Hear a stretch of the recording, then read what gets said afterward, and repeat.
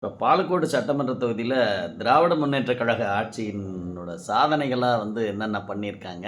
அத பற்றி கொஞ்சம் விரிவா சொல்லுங்க. பாலக்கோடு சட்டமன்ற தொகுதியில் பார்த்தீங்கன்னா, இப்போ நான் உதாரணமா எடுத்தேன்னா பாலக்கோடு பேராட்சியே பாலக்கோடு சட்டமன்ற தொகுதிக்கு உட்பட்டது தான்.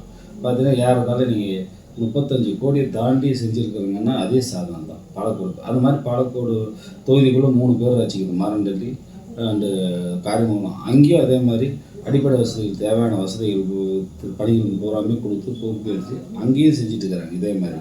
அப்படி பார்த்தீங்கன்னா ஒவ்வொரு பஞ்சாயத்திலும் ஒவ்வொரு குட்கிராமத்திலையும் ஒவ்வொரு பகுதியிலும் என்னென்ன தேவைன்றது மக்களை தேடி அந்தந்த வில்லேஜை தேடி அத்தனை பணிகளும் அத்தனை வேலைகளும் பார்த்தீங்கன்னா ஒவ்வொரு ஊர்லேயும் பார்த்தீங்கன்னா நூலகம் கட்டுறது ஒவ்வொரு பஞ்சாயத்துலையும் பஞ்சாயத்து அலுவலகம் கட்டுறதும் ஸ்கூல் கட்டுறதும் இந்த மாதிரி நிறைய நடந்துட்டு தான் சார் இருக்குது. ரோடு போடுறதும் இப்போ நீங்கள் பார்த்தீங்கன்னா நம்ம இதில் பார்த்தீங்கன்னா போடாத ரோடெல்லாம் போட்டுட்ருக்குறாங்க. பாலம் கட்டுறதும் மக்களுடைய அடிப்படை வசதிகள் என்னென்ன இருக்கோ அத்தனை இன்ஃப்ராஸ்ட்ரக்சர் மூலிமா கண்டிப்பாக செஞ்சுட்டு வர்றதுனால அதே மக்களுக்கு தெரியும். இது 10 வருஷமாக போன கவர்மெண்ட்டில் தொடர்ந்து செய்ய முடியாத வேலை இவங்க இத்தனை வேலையை செஞ்சுருக்கிறாங்கன்றது மக்களுக்கு புரியுது சார். நீங்கள் போய் பார்த்தீங்கன்னாவே தெரியும். பாலக்கோடு தொகுதிக்குள்ளே நீங்கள் எந்த பகுதியில் போனாலும் கூட பார்த்தீங்கன்னா நீங்கள் மெயின் பார்த்தீங்கன்னா பூராமே இதில் என்னது நெடுஞ்சாலைத்துறையில் பார்த்தீங்கன்னா அத்தனையுமே ரோடுங்களும் மெயின் ரோடாக பண்ணிட்டாங்க. பார்த்தீங்கன்னா ஒவ்வொரு குறுக்கு சாலையாக இருந்ததும் ஒவ்வொரு இப்போ காரியமானது பாலக்கோடு மாரண்டலி வர ரோடை பார்த்தீங்கன்னா தெரியும் எவ்வளோ வேலை செஞ்சுருக்கிறாங்க எத்தனை இடத்துல இதுன்னு. அதே மாதிரி தருமபுரிலேருந்து பாலக்கோடு வரத்துக்குள்ளே பார்த்தீங்கன்னா எத்தனை இடத்துல மெயின் ரோடு பூராமே இணைக்கிறது.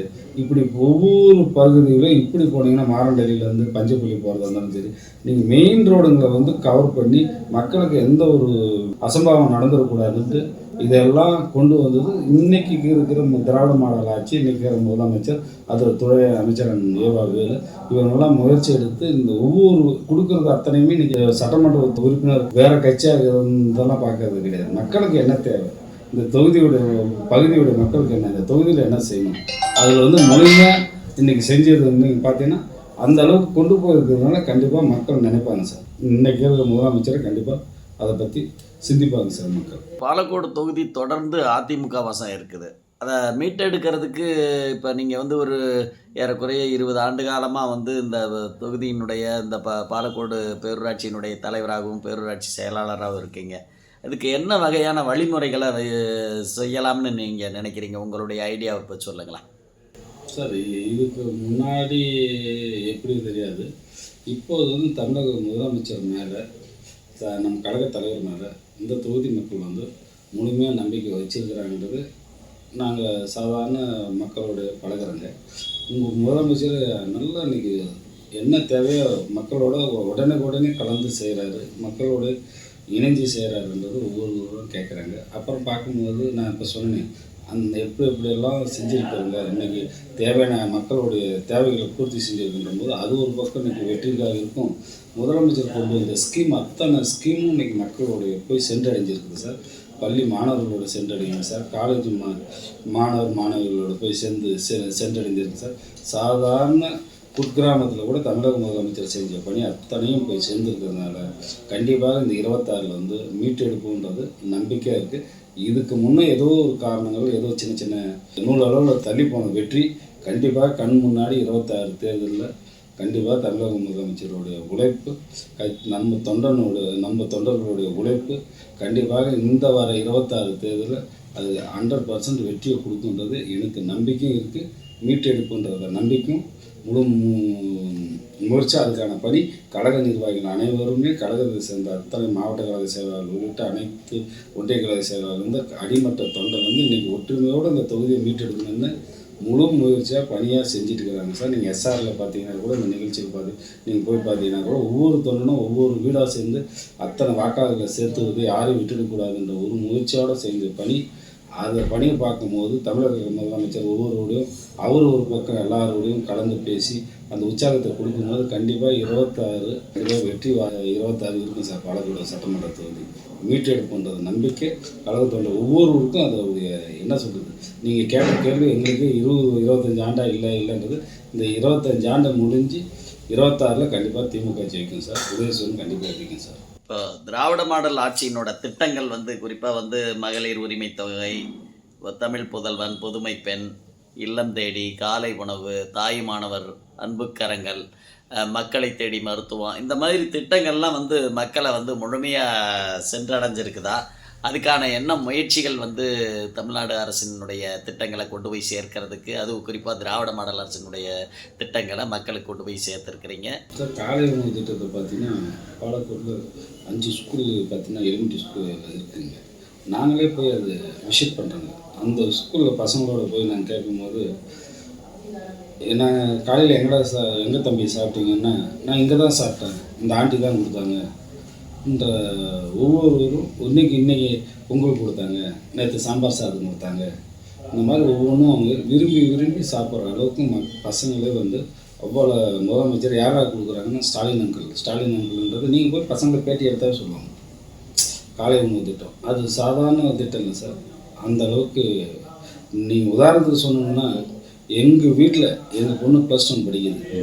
காலையில் பார்த்தீங்கன்னா அது பால் கொடுத்தா கூட, ஜூஸ் கொடுத்தா கூட குடிக்காத அப்படியே தான் போகிறாங்க. எவ்வளோ கம்பல் பண்ணாலும் அது எதனா கம்பல் பண்ணி ஒரு நாள் சாப்பிட வைக்கணும். ஆனால் அந்த மாதிரி தவறி போன பிள்ளைங்கள்லாம் இன்றைக்கி ஸ்கூல் வந்தால் வெயிட் பண்ணி அவங்களே வந்து விரும்பி கொஞ்ச நேரம் ரிலாக்ஸாக சாப்பிட்டு கிளாஸுக்கு போகிற அளவுக்கு தான் சார் இந்த திட்டம். யாருமே வேண்டான்ற அளவுக்கு இல்லை. காலை உணவு திட்டன்றது சாதாரண திட்டம், தமிழக முதலமைச்சரோட கருணை உள்ள திட்டம். அது மக்களுக்கும் தெரியும், அந்த மாணவர்களுடைய அந்த பசங்களோட பெற்றோர்களுக்கும் தெரியும். நீங்கள் ஒரு சாதாரணமாக வேலைக்கு போகிறவங்களே இப்போ ஸ்கூலில் போய் சாப்பிடக்கூடாதுன்னு அனுப்பிச்சி. அது என்ன, தமிழக முதலமைச்சர் நல்ல தரமான உணவு போடுறாருன்றதுனால தான் அவங்க போய் வீட்லேயே நேரே நீ ஸ்கூலில் போய் சாப்பிட்றோம், நம்ம செய்யறதா உனக்கு பிடிக்காது, ஸ்கூலில் போய் சாப்பிட்டுக்கோன்ற அளவுக்கு இன்றைக்கி மாணவர் கேட்டால் நேரம் அவங்க வந்து ஸ்கூலில் சாப்பிட்டுக்கிறாங்க. மதியமும் ஸ்கூலில் சாப்பிட்டுக்கிறாங்க, ஃப்ரீயாக ஈவினிங் வீட்டுக்கு போயிடுறாங்க. அந்த அளவுக்கு காலை உணவு திட்டம் சாதாரணமாக இல்லை.